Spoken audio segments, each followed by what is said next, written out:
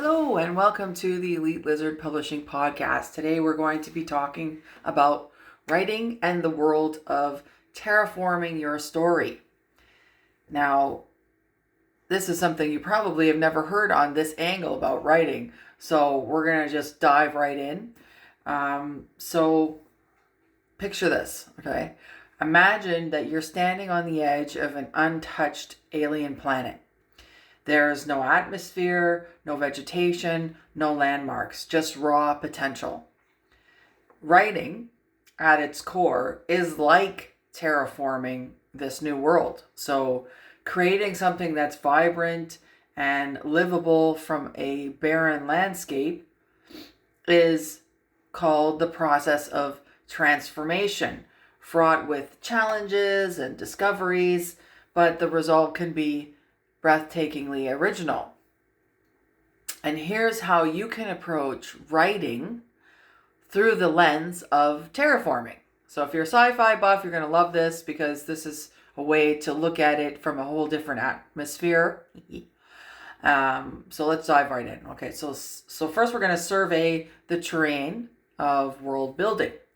And before we start, we're going to take a good look around in our mental landscape, and we're going to figure out what's the scope of your story. Is it a vast, sprawling epic, or is it an intimate character study? Much like scanning a planet for its geological features, understanding your story's topography is essential. Now, great questions that you can ask yourself is, what is the core of the story? Which means, is it character driven or is it plot driven? What tone or atmosphere am I aiming for? And what are the defining features of my story's world? Now we're going to jot down our findings, and then this will serve as a blueprint as you terraform. Now, we're going to have to seed the atmosphere, right? So we're going to do themes and tone. So every planet needs an atmosphere to sustain life. And every story needs an emotional or thematic atmosphere to resonate with readers. Now, this is where you decide what your story feels like, okay? So we're going to experiment with air pressure. So we're going to play with conflicting tones. Is your story lighthearted with dark undercurrents, or is it oppressively tense but sprinkled with hope? So these contrasts add richness to your story and will aid in helping your writing. Now, we get to choose our oxygen level, which we have to be very careful of because too much can suffocate the reader, but too little leaves them gasping for connection. So we're going to have to strike a balance that feels natural to our readers. So the atmosphere doesn't need to be perfect from the start, but it is something that you can refine later on as you write it. And that's what editing and all that stuff is for. So you can go back and kind of clean it up. Now, we're going to figure out our plot and structure. So we're going to terraform the landscape. Now, we need to shape our planet's surface. So your story structure, mountains of tension, valleys of relief, rivers of conflict, every element works together to create a navigatable landscape for the reader. So we're going to start with tectonic plates. So what is your major plot points for your foundation? Where do these fault lines of conflict run? Where does the climax erupt?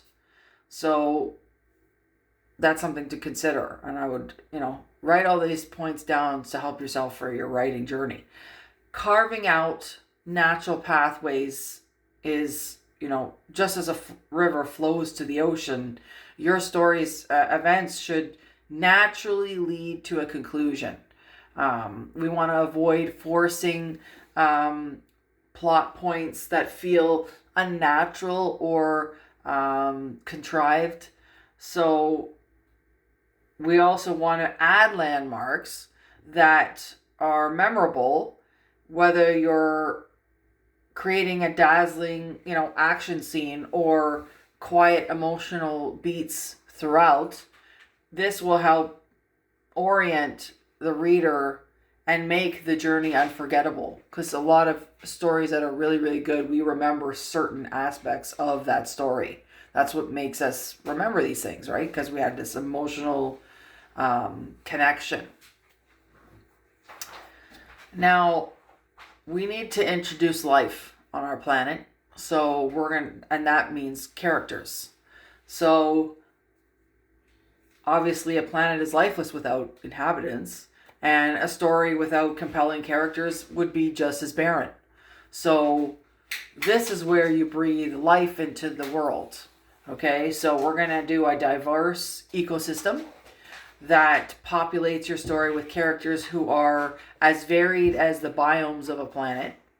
So each one of them should serve a purpose, whether it's driving the plot or enriching the thematic depth of your story. Evolutionary quirks, so flaws, quirks, and contradictions. This makes your character feel more real, because nobody's perfect in our real world or in our stories. So we should kind of have that same feeling within the book. Interdependence. So just as ecosystems are interconnected, your character's relationship should influence their decisions and have some growth throughout the writing story. Nobody lives in isolation. Even on a newly terraformed planet, there's always something to discover. So there's that. Now we're going to want to weather the storms that happen on our planet. So that means conflict. Every story needs a conflict, and these challenges shape the land and its inhabitants, adding depth and texture. So microstorms would be small personal conflicts that reveal the character's dynamics. And then there's macro storms, which are, larger storytelling conflicts that tests your character's limits. The aftermath, we want to show the scars that are left from this storm, and this will leave lasting effects, and it'll also shape major conflicts for your characters in this world too. So this is another important element. Now, we want to cultivate sustainability, right, on our planet. So we're going to, and this is basically themes and resolution. So when you're terraforming a planet, it's, we want it to be successful, and we can't be until we have it sustain itself. So likewise, in a story, writing isn't complete until there's, until it's got themes and resolutions that resonate beyond the final page. So we want to revisit that atmosphere to make sure that we've stayed true to our theme, and that, the tone set out is on point. Now, we want to leave the room for life, okay? So just as a planet's ecosystems continue to evolve, your story should feel alive even after the ending. So we want to leave threads for the readers to imagine what comes next. Like, they can imagine this world really exists and that things are going to happen beyond what you've written. Now, close the loop. While not every question needs answering, our main arcs of the story should feel complete and satisfying. So this 6 steps that I've told you, is it's a monumental task. I've obviously condensed it down quite a bit. So terraforming a story is, it's one of the most rewarding and creating endeavors that a writer can do. And, each sentence you write is like dropping another seed, right?